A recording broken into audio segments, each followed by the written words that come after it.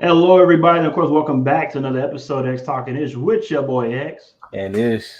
You already know what to do. If you are on Facebook, please make sure you like and share this broadcast. If you are on our Facebook page, please make sure you go ahead and like our Facebook page at X Talking Ish.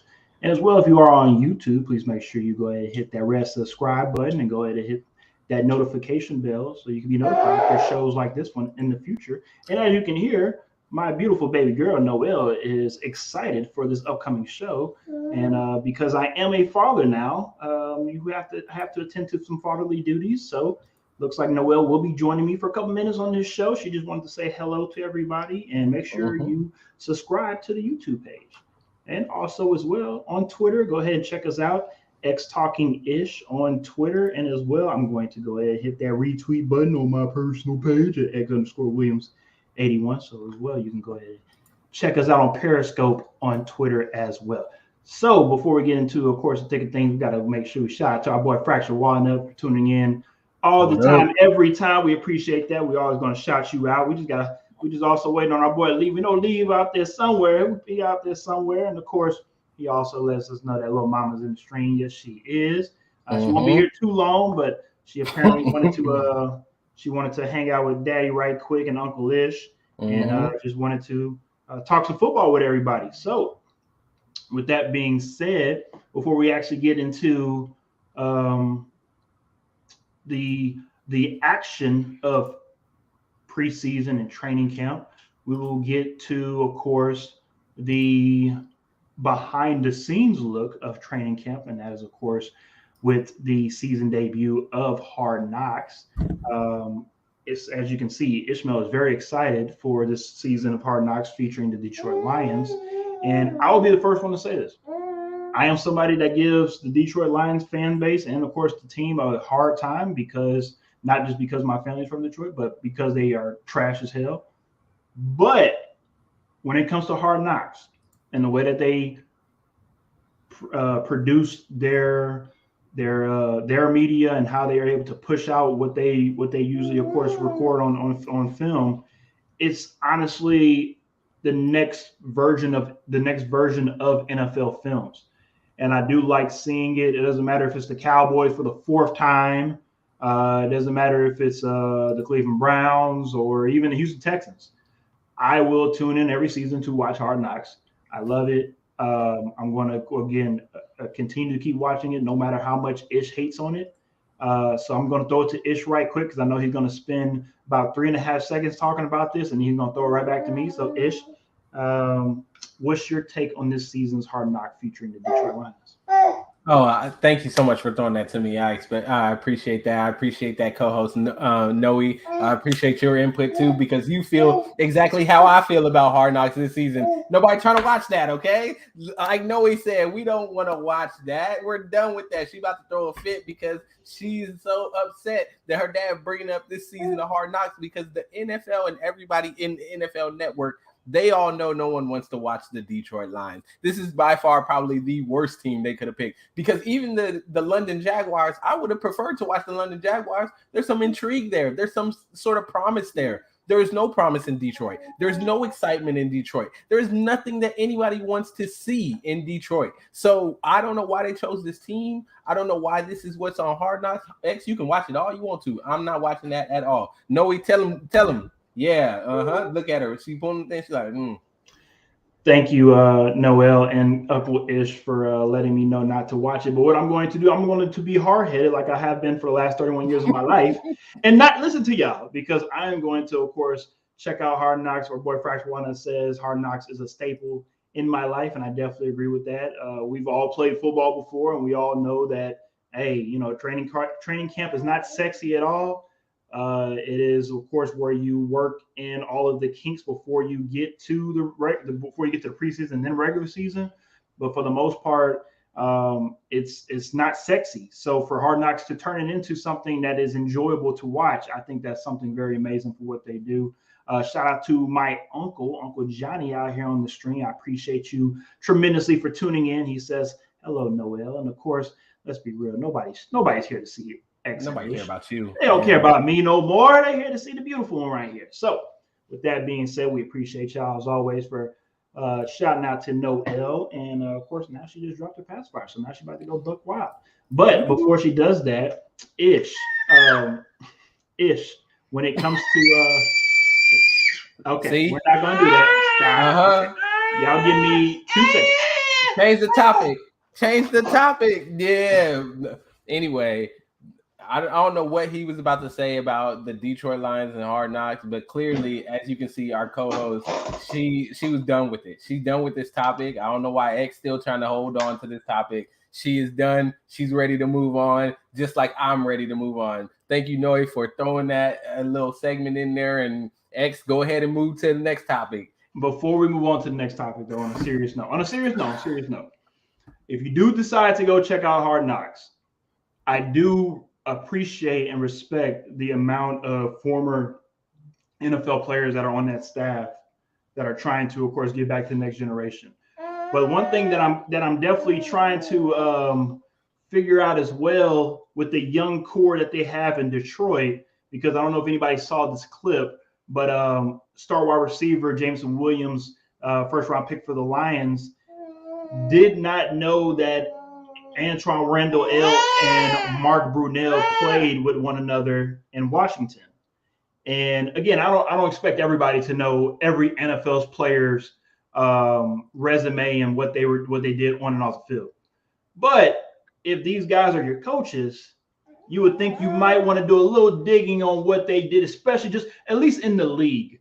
I don't expect you to know their college stats and their high school stats, but I mean, yeah, it looks like Noelle is ready to move on with the next topic because she's tired of the Lions. So I have to agree with Uncle Ish. Looks like she's not caring too much about the Detroit Lions. But with that being said, no, you have anything else to say?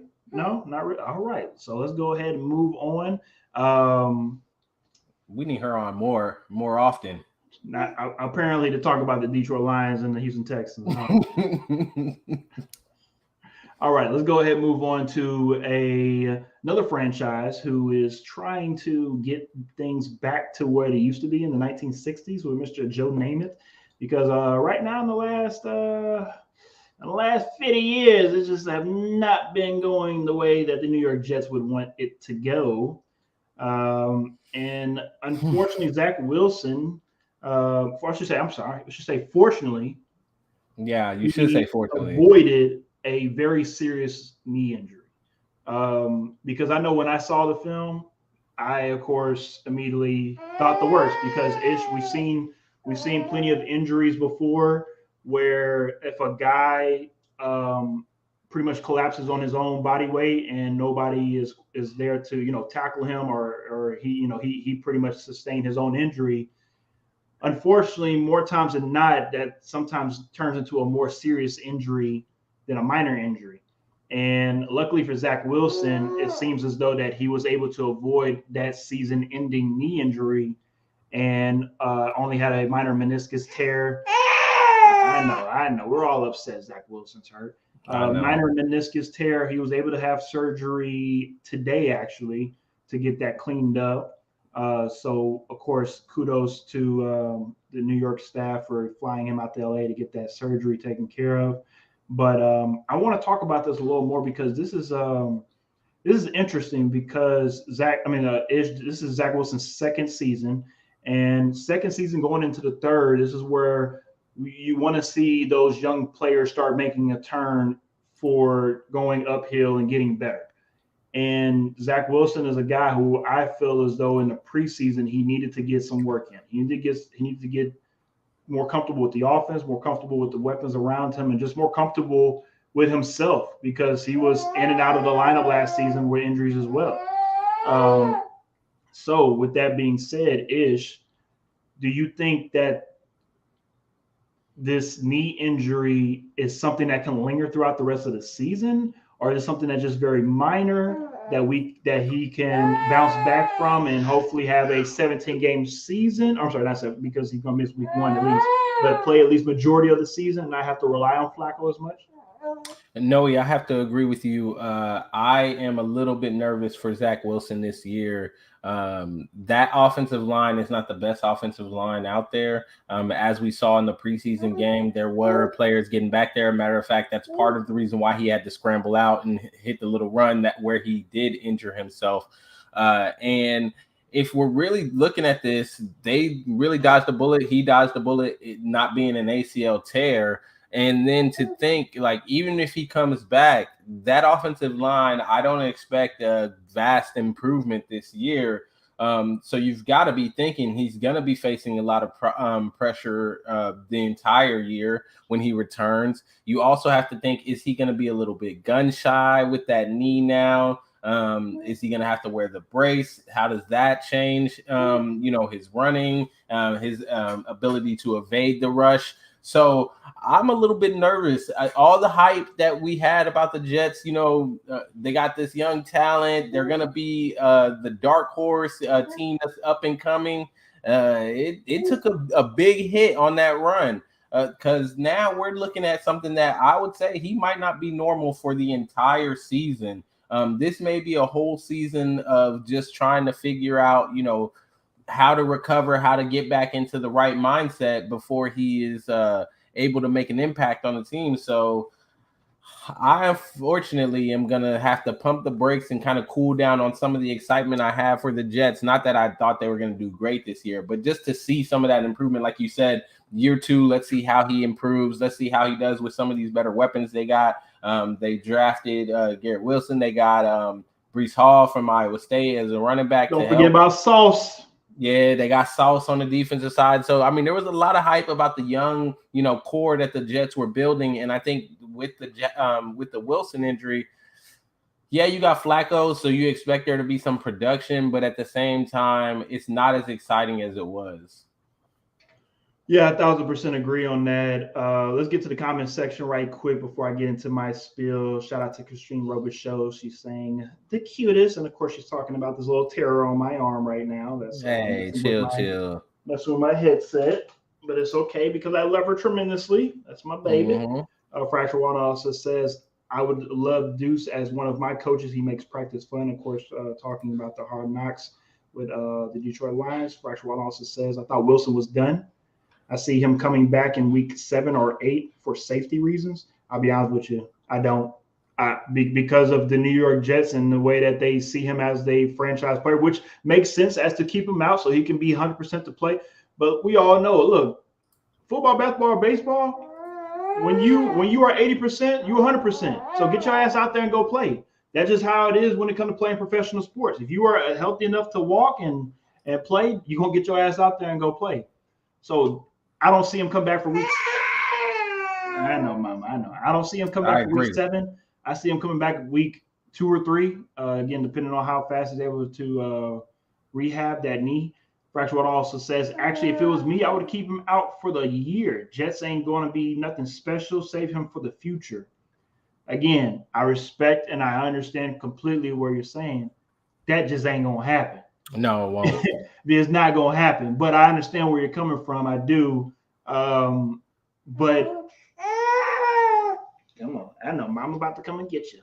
I will say with this situation with the Jets, it's unfortunate because when it comes to some of these teams out here in the NFL-ish that have been bad for so long, you want I want to say everybody, but you want certain teams to get better because when it comes to certain teams being a laughingstock, how long do you want your franchise to be laughed and talked about for 50, 60 years? It's just not a good look. And I think the Jets sooner or later will get it together. Let's remind everybody, just 10 years ago, 2012, they were coming off of two AFC championship appearances with Rex Ryan and Mark Sanchez, aka Mr. Butt Fumble. So if Mark Sanchez and Rex Ryan can lead them to an AFC conference championship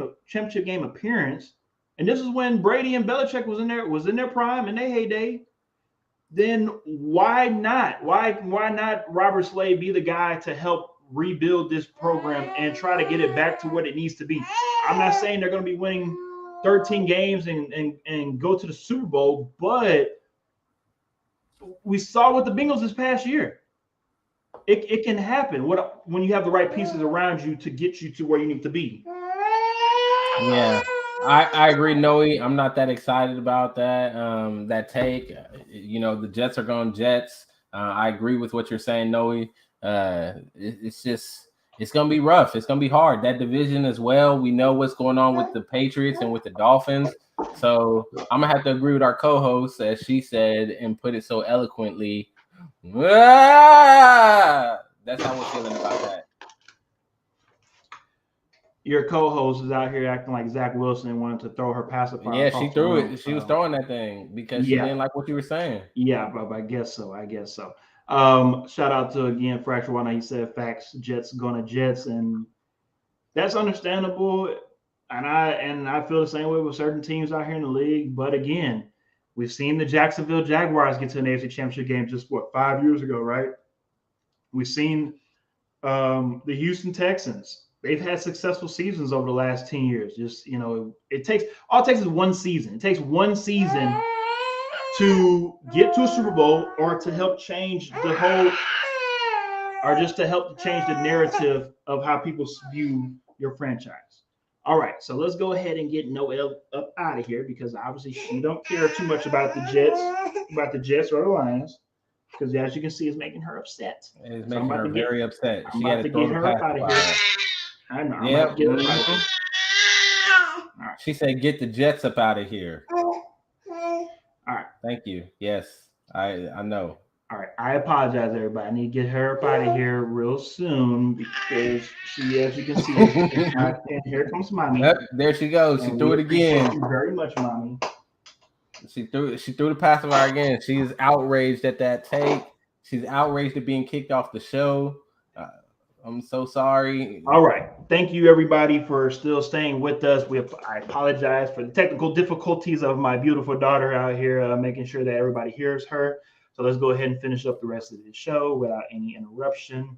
So again, just to follow up on that Zach Wilson and the whole New York Jets situation, I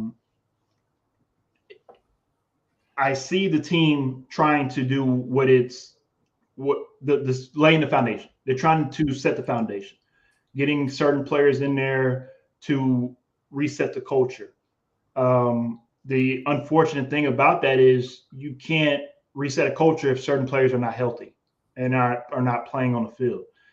So for Zach Wilson, Garrett Wilson, Sauce, these guys are vital members of this Jets team because what I don't want to see is 3 years later, the whole Jets roster that we just saw are playing somewhere else, like Jamal Adams, like these other guys that just got drafted by the Jets just 5 years ago that are playing elsewhere.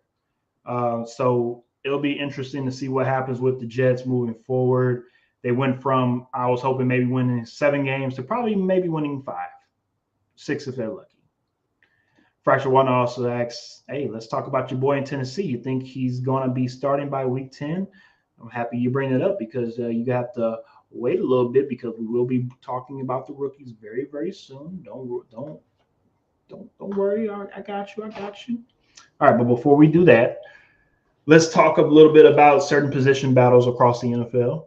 Of course, we'll start out in the Carolinas and, of course, talk about let's be real, the main battle that everybody's looking at in the NFL, Carolina Panthers, and that's Sam Darnold going up against Baker Mayfield. Most recent reports came out saying that Baker Mayfield has had a pretty damn good camp. He's looking like he's poised to be the starting quarterback for the Panthers this upcoming season, which is kind of telling, honestly, when it comes to a guy like Sam Darnold, because the Panthers kind of gave you the keys to this organization last season, and you weren't able to drive the Maserati the way that it needed to be driven. And they bring in a guy that does things really well, that makes some exciting plays, but he also does some things that make you scratch your head But when it comes to what he's able to produce, I'm talking about Baker Mayfield, it seems as though it's just better than what Sam Darnold is doing at the moment. And I feel as though Baker will be the starter this upcoming season for the Panthers. But I'm also looking at Sam Darnold. I mean, will you be a career backup now? Will another team give you an opportunity? I mean, we've seen 3 teams get Carson Wentz an opportunity, right? So, I mean, will Sam Darnold get another opportunity to maybe start? If it's, again, not just for the Panthers, but if he leaves the Panthers go elsewhere? Or will he just be a career backup for another 10 more years? Or will he just say, hey, I'm good. I'm done with football. I don't need football anymore. I think that's something that we have to look into with Sam Darnold as well. Yeah, I agree with you on this Sam Darnold Baker Mayfield thing. Before they went and got Baker Mayfield, you were led to believe that they had a lot of faith in Sam Darnold, and that even if Baker Mayfield came in, it was going to be a very long and hard fought battle. But the reports are coming out, and it looks like they have pretty much just said Baker's the guy. And Sam, you're kind of fighting for it. They've done everything but come out and officially announce him as the starter, but everything looks like he's the starter and looks like he's the guy. So I got to wonder, not being able to view some of these practices, what is going on at practice that Sam Darnold has essentially lost a battle that was supposed to be a battle that went through preseason. I don't know. Sam was playing well at the beginning of last year, and then all of a sudden, he kind of just tailed off towards the end of the season, and it has some people scratching their heads, and some people, especially his doubters, saying like, "Hey, we try to tell y'all this is what the Jets saw, that this isn't the guy. Like, he's decent, but he's not that guy." And now after this Baker Mayfield situation, I have to maybe agree. He's just not that guy. He's a solid, spot starter in the NFL, not necessarily a full-time starter, Get not you even about a good necessarily. three or four starts maybe to fill in for somebody that got hurt, and then Yeah. But Baker also, I don't think is necessarily that guy. So I'm interested to see how this works out. Again, I think the Carolina Panthers are going to rely on CMC and his production and his health and hope that he doesn't get injured. But I don't really have high hopes for Carolina this to year. be honest, I just think it shows how high of a level the quarterback play is in the NFL nowadays in this generation. Because let's be real, if you look at Baker Mayfield and Sam Darnold, they would probably be thriving if they were quarterbacks in the 90s or the 80s or whatnot, even in the early 2000s. But because of the era that we are in right now with such high quarterback play, you have guys like Kirk Cousins, and I'm going to bring him up because I'm just being honest when it comes to the stats. Throwing for 4,500 yards and 30 touchdowns and getting talked about like he's a bum. I mean, just think about that, Ish. So, I mean, we're in a different era of football to where, yes, it is about the stats, but of course, it's about at the end of it, it's about getting the W. And if you're not able to get both of those, you're looked at as a bum. You're not elite. You're not the top 3 or 4 guys in the league. But if you look at the damn spectrum, I mean, we have like a really good amount of quarterbacks, at least 8 to 10 quarterbacks that not elite, but I'm saying they are guys that could play in maybe in any generation. You have about 4 to 5 that are elite, and then half of the league again are guys that are really good, but because of just how high of a level of quarterback play that we are at right now, these guys just are not getting the type of shine that they probably should. And again, I'm not trying to overlook what Sam Darnold has not been able to do, because let's be real, Ish, and I'm trying to figure this out too. I mean, is this the curse of the Southern California quarterback? I mean, ever since Carson Palmer and Matt Leinart days, even with Matt Leinart had a shaky NFL career. But any quarterback after those 2 guys coming out of SC have just not panned out. And SC was supposed to be the QBU, was supposed to be that Yeah. school that you go to then become a great NFL quarterback. And that college is not producing these great quarterbacks like they once did. So that's something I'm looking into as well too. It's like, what's going on in Southern California? I mean, are we just balling because we have all these great athletes around us, and we just pitch and catch and let them do the thing. And then me as a quarterback, I just look good because I'm throwing it to everybody and their mama. And then you get to the league, and now you realize that, damn, I actually have to look to my third read, and I haven't done that. And so I think that's something that might be catching up to these guys as well too. Let me get to the comment section right quick with Fracture Walnut because I know he got something to say. He says Panthers got to start Sam. It's going to be a bad look to give him the team and say he still got it and can be great and not play him. I understand, but that is unfortunately a part of the business of the league, and also the position. Let's be real, Ish. And again, we've all played this sport before. Every level of football treats quarterbacks very, very differently than every other position on football. And if you know this, and mainly what it is the mental aspect of it.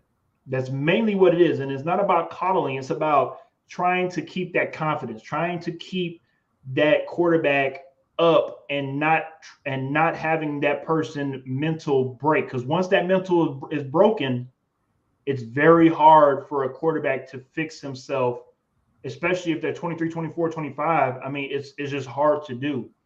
So I think that might be what Sam Darnold is going through right now, too. If we're being honest. Fractional Walnut also says, in my opinion, Sam fell off when CMC got hurt, so I don't think he will be that bad if CMC stays healthy. I mean, I think any quarter stays healthy. Yeah, and I think that's the problem. Any quarterback that has CMC on the team is going to do well, right? Because CMC offers so many different points of attack that it helps the offense, no matter who's at quarterback. But you can't say, because of his health issues throughout the past couple of years, you can't rely on CMC to be healthy. And I think that's the problem that Carolina has right now with Sam Darnold is I think at this point they expect CMC to get hurt at some point in the season. So that's why they have all the backup running backs they have right now. Yeah, so they're looking at Sam Darnold and they're like, dude, if you're relying on CMC to be here the entire season and that's what it takes for you to play well, then we got to find another guy because at some point during the season, we just know that he's going to be out maybe for a game or two, if not longer. So I think that's part of the problem in Carolina. I think that's why they wanted to get another person, because I also think that having a guy like Sam Darnold at quarterback is what makes CMC have the workload that he has and what causes him to break down throughout the season, right? He's done it for too long now to continue to have to be that guy in Carolina. They need someone that is going to help add some other point of attack, some other threat on that offense so that they aren't heavily leaning on him, because he's not as young as he was a couple years ago or back when Cam Newton was there in his prime. You are not wrong, sir. Let me finish up with these comments. Fracture One, of course, also says, but at the end of the day, Matt is trying to save his NFL coaching career, so he will not start Baker. I'm sorry. He will start Baker. My apologies. He also says about 10 teams have full-blown greats at quarterback. The rest of the league are rotational quarterbacks. He also says the Panthers should have played the Texans and pulled the trigger on getting Watson for CMC. Now, that's a whole other can of worms to look into later on. I'm not mad at that because, of course, I feel like Watson goes back to the area that he came from, that Georgia region. I know obviously the Panthers play in North Carolina, but in that region, maybe they support him a little bit more than what's going on in Cleveland. I just don't see the Panthers giving him a $230 million contract, and I just don't know if the Panthers would have been able to manage the PR the way that the Browns are doing at the moment. So I'm on the same page with you, Fracture, when it comes to making that trade and trying to pull the okie doke on the Texans. But I think Watson's going to be fine in Cleveland, and we'll talk about that again another day. Whenever, of course, the suspension drop, we know the suspension is going to happen. We just don't know what's going to happen with that suspension. So we'll see what happens moving forward. If you have anything else to say about that position battle before we move on? Not at all. All right, let's get to another position battle that a lot of people are probably not paying attention to. But if you tune in, of course, to X Talking Ish, we talk about our boy. We talk about a boy, Mr. Backpack Boy, Mr. Drew Lock out in Seattle, having himself a own quarterback battle against Geno Smith. And don't get me wrong, at one point in time, it seemed as though Pete Carroll was saying, hey, this is Geno's team, and he's going to be the one leading the Seahawk team week one. But reports are coming out that Drew Lock is actually playing very well in camp. He had a shaky preseason game when it comes to fumbling the ball after a sack that was made on him. But for the most part, we know Ish is not about one practice or one game. It's about what you're able to do consistently. And I think that position battle is going to be very interesting over the next two more preseason games because I don't think Seattle knows for themselves who they want to go with. I think they want to go with Geno, the veteran, the guy that's been there, the guy that has gone through ups and downs before they just give the keys to Drew Lock. But if at the end of the day, that Seattle team led by Pete Carroll is the same Pete Carroll that chose Russell Wilson over Matt Flynn when he came over from the Green Bay Packers after signing that big deal, and they started Russell Wilson. A lot of people were like, "What the hell are y'all doing?" And of course, the rest is history.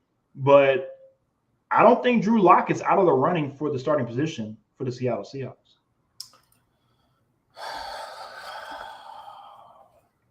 Let me just go ahead and say it now, man. Put it on. They brought my man to Seattle for a reason, okay? Geno Smith, we all know what Geno Smith has. We all know what he's capable of doing. I think that at the end of the day, when you really sit and you look at this situation, as much as you want Geno Smith to win this, or you want Geno Smith to be that guy, or you hear the great things that Geno Smith has done, at some point in the season, Drew Lock is going to have to start. The reason being is Drew Lock is still young. Drew Lock, we don't really know what there is, like what he's capable of yet. I know he played some in Denver. I know that he has shown some things on tape. However, I think from a Seattle standpoint, they're thinking, hey, we're a run-heavy team. We're not relying on him to go out there and slang that thing all over the field. We just need him to come in and, every once in a while, maybe you take a deep shot. Maybe you try to make a Brett Favre play. But at the end of the day, we know that we're really just going to lean on this run. And I think they like the excitement and some of that gunslinger mentality that Drew Lock brings. And Geno's a solid backup. Too conservative. It sounds like you're saying he's too conservative. Yeah, I think he is. I think he's too conservative. I think that he is not the kind of guy that Pete Carroll necessarily. I think Pete Carroll likes game managers, but at the same time, I think there's a little bit of intrigue behind what Drew brings to that team. And I think from a DK Metcalf standpoint, you like the idea of a Drew Lock starting if he's going to be slinging that ball down the field to you, as opposed to Geno, who might be doing a lot more checkdowns. Just saying. No, you're not wrong on that. We do know when it comes to wide receivers, you got to get your numbers to get paid. So just one of those things when it comes to something to look into moving forward in the Northwest region of the United States and seeing how they manage your team for the rest of the season, because I think this is going to be the most interesting coaching job for Pete Carroll this upcoming season. I'm talking about going back to the New England Patriots days when he was the head coach for the Patriots. I think this is going to be one of those years where we're going to see if Pete Carroll can be that coach that we all think that he is. I think Pete Carroll is a really good coach. I think he's been able to ride off that success from USC going into Seattle and continuing to, of course, be successful. But he finally has like some adversity. He has some adversity to have to deal with, not having a Hall of Fame quarterback, not having a Hall of Fame running back in the back, not having a Hall of Fame defense. So we're going to see real soon. Fraction One also asks, I thought I read one of the two tested positive for COVID today, Smith or Luck. I may be wrong. Let me check, because I thought I saw that too, but I'm not for sure. I don't see anything at the moment. I feel like I might have seen something like that too, but I don't see it at the moment. But go ahead and check that out for me right quick, Fracture Walnut, and get back to us on that one. But even if even if he does have COVID, again, we all know the protocol. Should be out about a week. Come back, keep balling out, and we'll see what happens. But yes, COVID could Drew definitely play. Lock, Drew Lock. Okay. and he's Thank you. out for Thursday start versus the Bears. Okay, thank you. I thought I saw that as well too. Okay, yeah. So Drew Lock will be missing some crucial playing time on Thursday. So it's up to Gino. So now, Gino, it's on you to be able to play and see how well you can play without having to worry about Drew Lock behind you. Um, but again, this is the NFL. I mean, you have pressure 24/7, not just, of course, in a preseason game. Fresh World now also says, I think it's time for Carroll to either retire or go back to college. His rah-rah style is dead in the NFL. I think this is I it think for he him. retires. I think he retires. Yeah, it's. I'm not saying he's too old to go back to college, because that's not the case at all. We've seen Bobby Bowden coach until he's 98 years old. We've seen Joe Pa coach until he's 186. We've seen. I mean, Crazy. even Mac Brown. Mac Brown's about 70. Nick Saban, he's 60, 68. I mean, so it's possible. It can happen. I don't see it. I think those guys never left campus though. I think Pete Carroll's been out of the game too long. I don't know if he can still connect with some of these guys if he tries to go back. And where is he going back to? Is he going back to USC or He ain't going to USC. UCLA? I mean, where is he going? And especially the way the Pac-12 is dissolving right in front of our Yeah, eyes. exactly. And that's where he made his bread and butter. Yeah, So he ain't gonna walk into an SEC job. Or, I mean, maybe a Big Ten job, but again, we'll cross that bridge when it gets here. yeah. All right, let's go ahead and move on to our last position battle, and it will be with the three quarterbacks in Pittsburgh, Mr. Kenny Pickett, Mason Rudolph, and Mitchell Trubisky. Of course, first round draft pick Kenny Pickett seems as though is going to be the guy that's going to for the Pittsburgh Steelers hopefully be the next Ben Roethlisberger, be there for 15 plus years, lead them to a Super Bowl or two, and be that guy. But it seems as though that because of the two guys in front of him, he might not get that starting nod week one, and it's okay. I think this is an opportunity for exactly. I think it's an opportunity for Kenny to sit, learn, and look. Let's be real. When you say the name Mitchell Trubisky, a lot of people like to chuckle, and a lot of people like to just quickly say, "Oh, he's a bum," because of the Bears era. Let's be real, right? But I'm looking at Mitchell Trubisky and what he was able to do in Buffalo, learn behind Josh Allen, learn with Brian Dable, and learn what it took to become a better quarterback. And I think for Mitchell Trubisky, getting out of Chicago was probably the best thing for him. He now has an opportunity to be the guy in Pittsburgh. All you have to do, Mitchell, is do not cost the Pittsburgh Steelers games. If you manage the offense, stick to the game plan, and execute, Mitchell Trubisky should be the starter from week 1 all the way to week 18. That's just my opinion. I don't think Mitchell Trubisky is the greatest quarterback of all time, but the way that the Pittsburgh Steelers are, not just as an offense, but as a franchise historically, they will rely on the running game. They're going to run the ball, okay? So that's what we're not worried about when it comes to that offense. They're going to run the ball. But they need Mitchell Trubisky to make sound throws and use your legs, use your athleticism to get you out of danger. And if you can hold on to the ball, do not create turnovers, I honestly see the Pittsburgh Steelers making the playoffs and surprising a lot of people out here in the NFL. Pittsburgh, it's funny this battle that they have going on, because I think going into the season, a lot of people were kind of looking at them as like, man, y'all really should have picked up someone else. It's like Mitchell Trubisky, really? Mason Rudolph, is he really that guy? I know he filled in a couple times for Big Ben, but is he really ready? And then the pick of Kenny Pickett over Malik Willis, a lot of people were like, well, I thought Malik Willis was the better quarterback at the time and so on and so forth. But, I mean, quietly throughout the training camp season, Pittsburgh's 3 quarterbacks have been kind of putting in a little bit of performances. Then if you watch that first preseason game, I mean, Kenny Pickett only goes 13 for 15, 95 yards and 2 touchdowns with a 6.3 average. Man, you're looking at Mason Rudolph, 9 for 15, 93 yards and a touchdown. Mitchell Trubisky, 4 for 7, 63 yards and a touchdown. That's a 9-yard average for those of y'all who are doing the calculations. So these 3 guys, all of them performing well.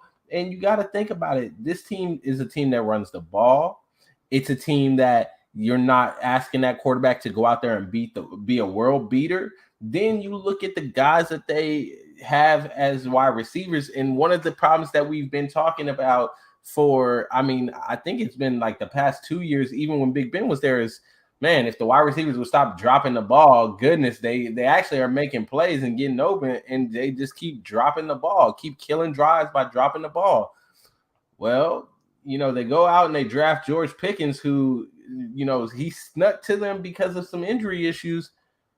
His first preseason game, 3 receptions, 43 yards, and a touchdown. And the hype on him coming out in camp has just been out of this world. We'll talk about him shortly, too. So you've got to look at this Pittsburgh team and say, if they are actually able to put it together, and we know Mike Tomlin and what he does there in Pittsburgh, and it demands a lot of respect, Pittsburgh could actually be in the running with these other teams that we've been talking about with, Cleveland and the Deshaun Watson situation.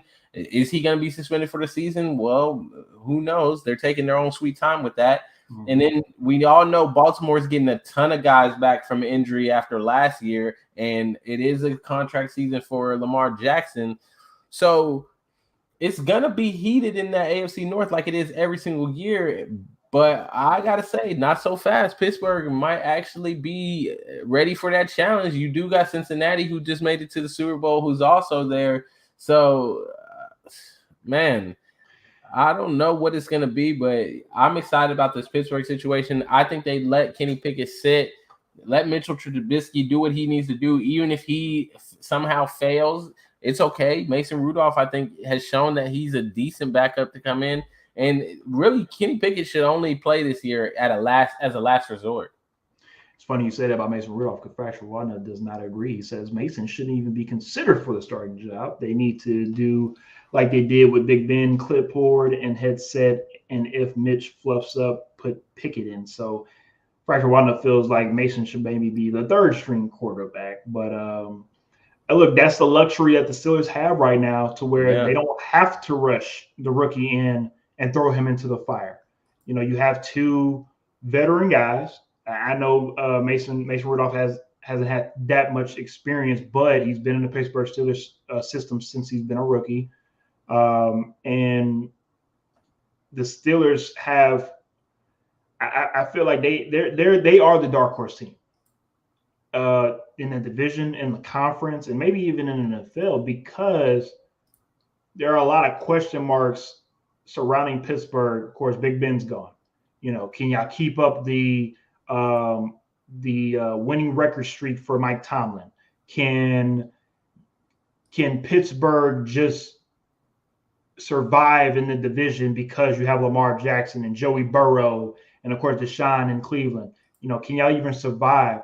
And I think, and look, I'm gonna let y'all know right now, I'm not a betting man, but I will make this bet. At the moment, Pittsburgh Steelers are at a plus 800 to win the division, meaning if you put $100 down, you win $800.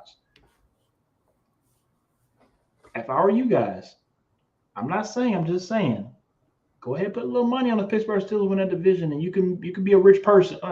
You can be a nice little extra pocket change in your pocket. Mm-hmm. Take your girl out to State 48 for a little bit or whatnot, because you believed in your boy X for believing in the Pittsburgh Steelers winning the division. That's what I can see. $800 sounds real nice. I'm just saying. All right, let's go ahead and move on and finish this up for tonight. And we're, of course, going to finish it up with the rookies shining in their preseason debut. Like we talked about with a couple of these quarterbacks that we've So a couple of these players that we talked about earlier in the show, like a Kenny Pickett. We just, of course, touched on him first. Ish said, of course, he went 13 for 15, 95 yards, 2 touchdowns. We all know, again, because it's preseason, everybody only plays limited snaps, so you're not going to get a full spread of yards and touchdowns. But to come in and to be able to throw 13 for 15, that's a good confidence builder to build on for next week. Going back into practice for Tuesday, as I'm pretty sure they had a good practice today. Wednesday is going to be, of course, hopefully another momentum builder for the quarterbacks. And then going into the next preseason game, let's see if Kenny can also build on that as well too. And again, look, you've done this in high school, you've done this in college. It's one thing about football, it is a sport that takes the longest time to prepare for one game. Baseball, it's after a game's over with, you're looking at film for a couple hours and it's literally right back to another game. It's back to back. Basketball, you have a day of rest, back to another game. Football, you have a game and you have to wait another week just to play another game, right? So it's about every day building those small habits to become bigger habits that turn you into a better overall player. And this is something that I think Kenny Pickett can definitely build upon moving forward. Yeah, I agree 100%. And, he's going to end up getting that game time because, like we said, he's not the starter. So as we get deeper into the preseason, he's only going to get more game time. He's going to have more chances to continue to prove himself. And, hey, use this time now to continue to perfect your craft. And then, you're going to have a lot of time of having that mature, I guess, sideline study where you're going to just study these professionals who have been doing it and get to see them in action and learn from them, but not actually get to play on the field. Yes, sir. Yes, sir. All right, let's go ahead and move on to another quarterback that is making his debut, Mr. Malik Willis. Of course, we talked about him earlier when it comes to the Pittsburgh connection. Of course, if you remember going back just a couple months ago, Mike Tomlin was there as pro day. Mike Tomlin was caught on camera with a nice little smirk after Malik Willis was running back from a nice throw. And at the time, it seemed as though maybe Mike Tomlin might pull the trigger and be able to scoop up Malik Willis. We, of course, saw that didn't happen. And he fell to Tennessee and was able to join the Tennessee Titans.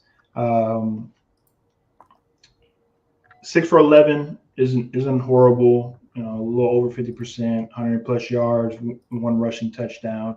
Of course, if you check out social media and you check out the highlights, they were running that rushing touchdown back multiple times because it was a hell of a play. It was a great play, especially being able to spin out of that danger from Kyle Hamilton, another first round pick from the Ravens, and to be able to score that touchdown.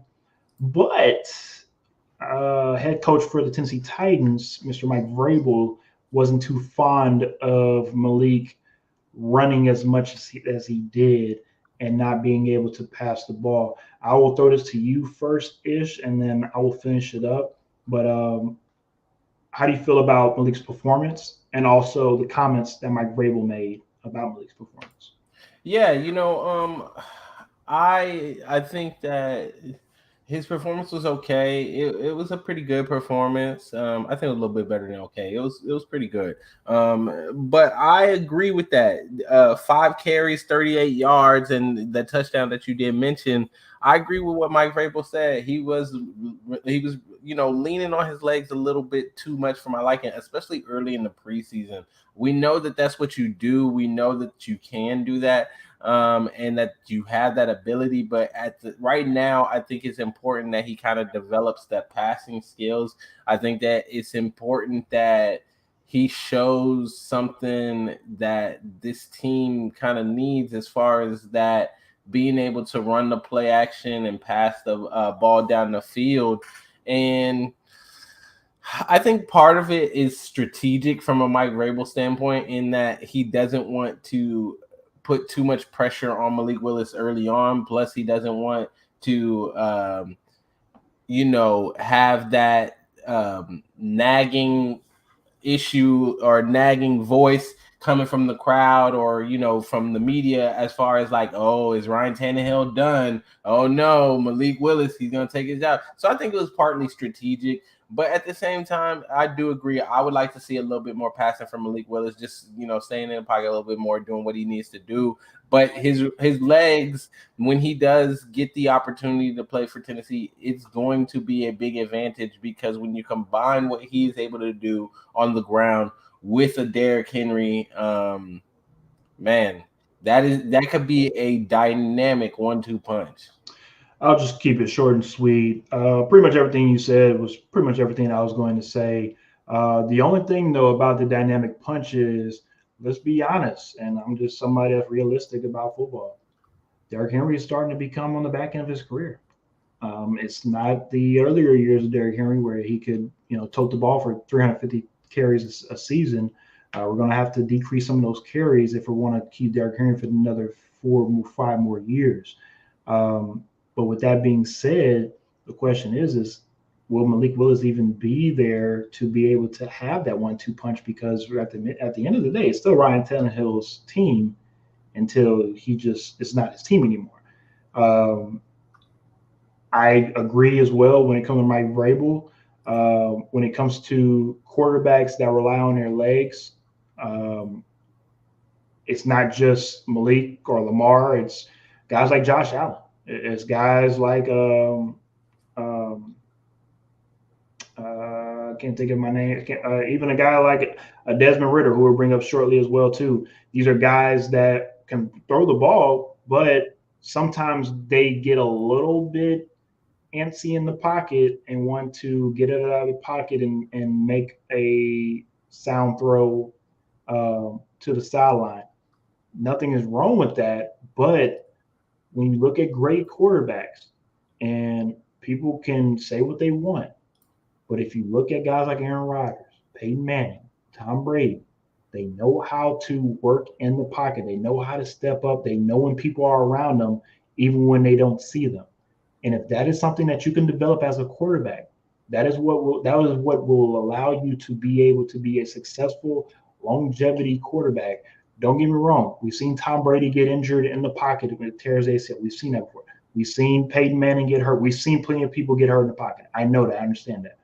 But when it comes to football, the pocket is the quarterback's best friend. Now, that sounds crazy, but that is the bubble, that's the safe space that you are in as a quarterback.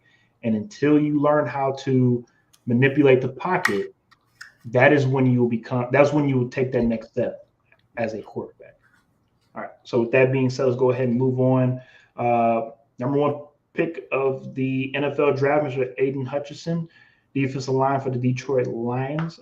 Just talk about him very briefly. I think he had a pretty decent preseason game. One thing I do like about what the Detroit Lions were able to do with him is not just keep him on the edge. They brought him in on the inside, let him play defensive tackle the first couple of plays in the so first, second down, they usually play him DT, let him get that bull rush just to create some penetration and mess up the flow of the offense. Then on third downs, it seems like they play him on the edge, let him rush the quarterback. Of course, most of the time it might be a passing down, especially if it's third and long.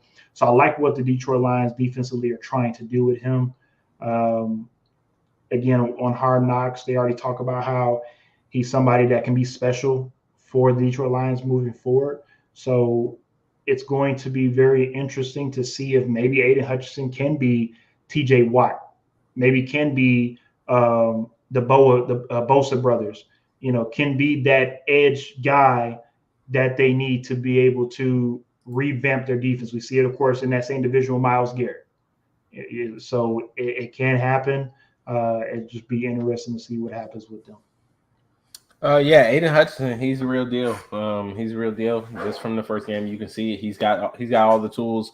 He's gonna be as great as he is. He works Yes, at he it, wants to be. puts Yeah. that in. Yeah, Yep. he's gonna be a good. He's one of those guys that when you look back a couple years, I know that there was some hype around him coming out, and I know that some people look at it and they're like, well, maybe Detroit should have gone another way. But I think it's similar to some of these other picks that have happened in the past where teams have selected defensive ends early on, and some of the fan base was upset. And it turns out, hey, that was that was a franchise, building cornerstone for your defense.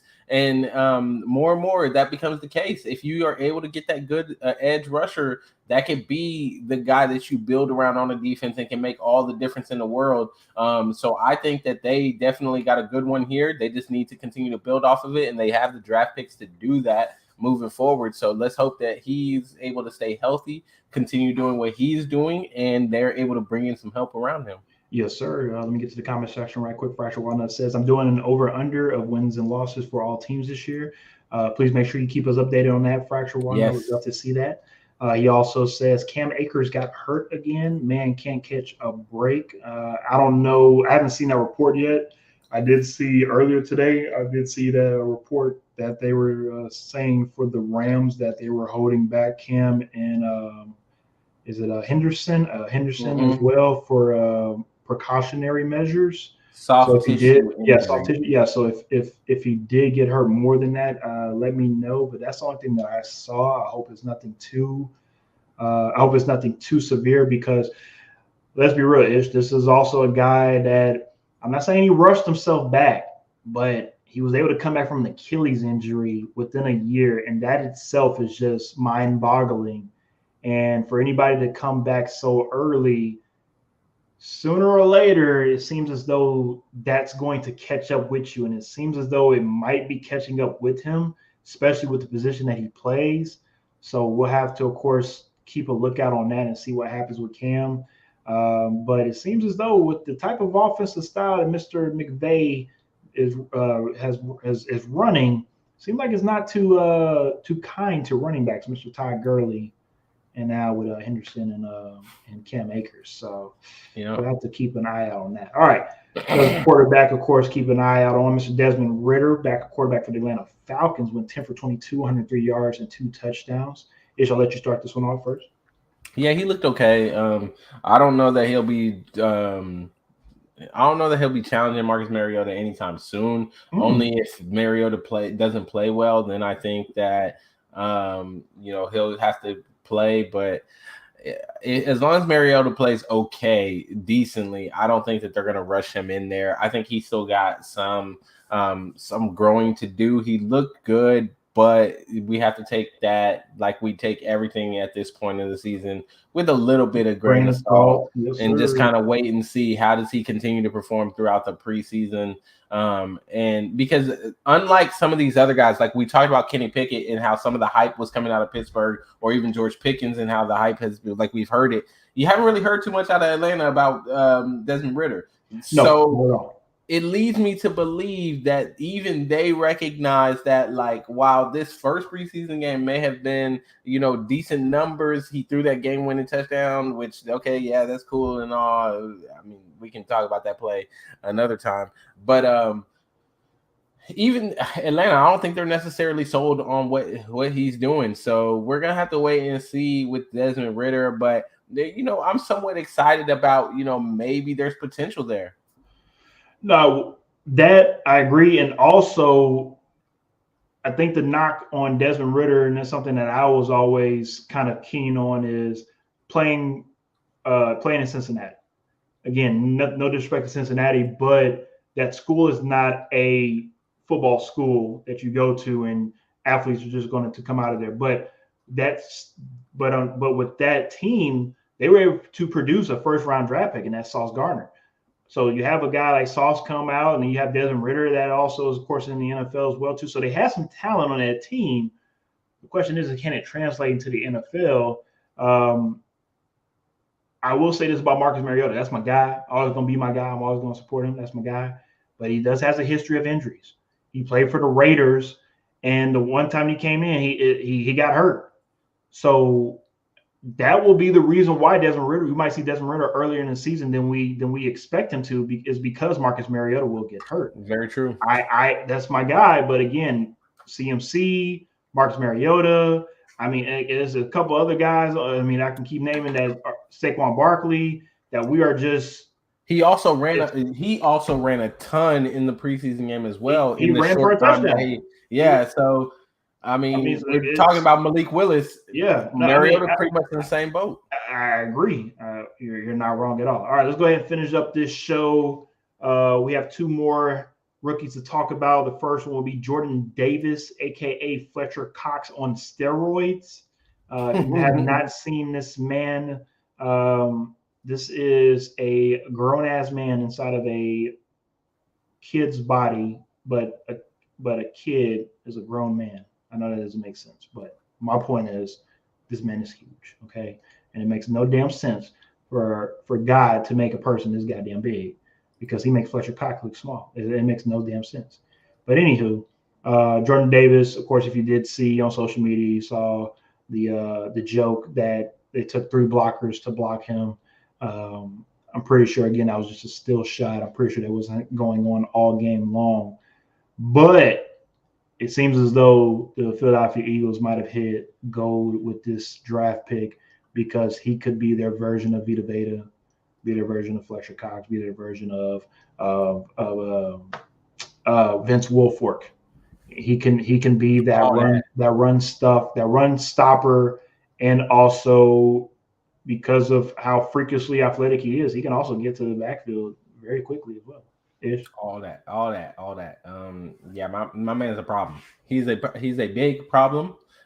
He is a line stuffer. He is actually very agile for someone his size. I don't want to be offensive lineman or quarterback going against the Philadelphia Eagles, because he looks like a serious problem. Not at all. Just a rebuttal when it comes to the Cincinnati players that are in the league right now. Of course, I knew my boy Lee was out there. He says Brian Cook 2nd round to the Chiefs, Kobe Bryant to the Seahawks 3rd round, and he's a starter. He says since he's trying to make a name, yes, they are. And of course, Mr. Fickle, of course, a disciple from Ohio State. There was the wide receiver that went to the Colts as well. I'm pretty sure Lee will throw that name out shortly, because I don't have it. But that'll be a great segue to the last rookie we were talking about, wide receiver Mr. George Pickens from Pittsburgh Steelers. And if you haven't seen or heard, it seems as though he already has a nickname, Mr. NFL Young Boy. Of course, going back to when he first got drafted, if you remember the classic still shot of him looking at him getting drafted with the ski mask on. It seems as though that has carried over to the NFL, and this might look. I told you about we talked about the Steelers when it comes to they might be a team that's not going to be talked about until it's too late. This might be the player that's going to represent what the Pittsburgh Steelers might be bringing this upcoming season, because not just did he score a touchdown, not just did he just again make everybody tune in to him, but he also did what he did in college, which was just throw the hell out of a DB for no damn reason. You know, again, I don't get me wrong, I love making sure DBs know wide receivers have some strength on them. But Mr. Pickens, I'm gonna need you to stop being so goddamn disrespectful to these DBs. I mean, you out here making these boys look like they rag dolls.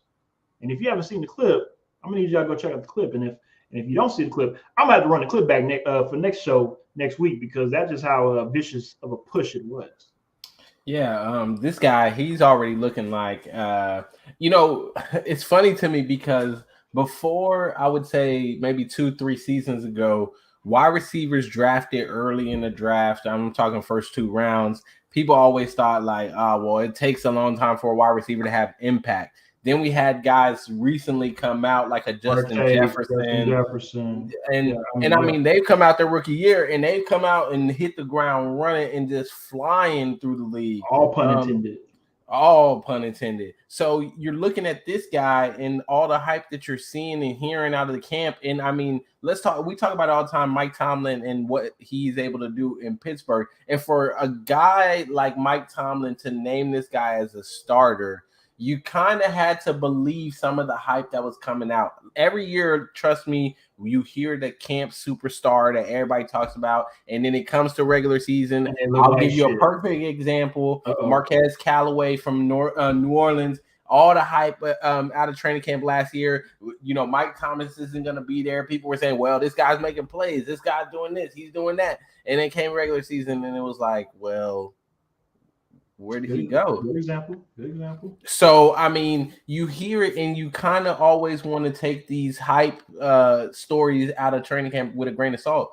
But after this first preseason game, there's got to be some respect there to this guy because he looks like he actually is on par with some of these other rookies who have come out recently and been able to just fly through the league in their rookie season. So I'm definitely looking out for him. I think that he's going to be an impact player because he's in the right spot with Pittsburgh. They need wide receiver help. Like we said, they've been dropping the ball and stuff like that. And, you know, he can slide in on the outside. You got Deontay Johnson already there who demands attention. Then you got Claypool who can play in the slot and help. I'm happy you bring Claypool up because Claypool, if he's going to find himself in a situation where he thought he was the starting wide receiver to where he might be a third option on that team. I think he's the third option already. I don't know if you heard his quote last week about how he feels as though the offense could be the best offense in the country. I'm over here. Look, I'm thinking to myself, do you think that you're still in Notre Dame? This ain't NCAA. This is the NFL. This is the league, sir. Not across the country. This is across the league, sir. Okay. Yeah. So I think Chase Claypool sometimes think he's still in Notre Dame, and that's why his ass about to get passed up real quick and be the third option. It might not be with the Steelers that much longer. That's what we saw. We saw Juju have to exit stage left. It wouldn't surprise me at all if Chase Claypool is on his way out sooner than later. Dang. Just saying. Hey, that's just real. Hey, just saying. All right, let's go ahead and finish up with our boy Lee. He says Alex Pierce is the guy we were talking about. Alex Pierce, totally forgot. All right. Just want to let everybody know we appreciate y'all for tuning in. We went a little bit over time. My apologies for starting late. I do appreciate everybody for handling my daughter with the screaming. Hopefully, the next time she's on the show, she won't be screaming as much. But in the future, she will be making some appearances, especially when we do our shows on Sunday when we predict who's going to win games. But as always, we appreciate everybody for tuning in this week. We'll be back next week, of course, talk more about training camp and, of course, everything else going on in the league.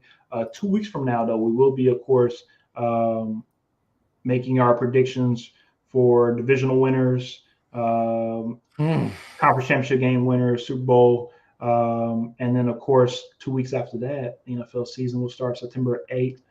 So everything is right around the corner. Everybody, is here. You know, everybody's been wanting this. Everybody's been wanting football to be back. It's back. So, well, as always, like I said, we appreciate y'all for tuning in. We will see y'all next Tuesday, 9 o'clock Central, 10 o'clock Eastern time.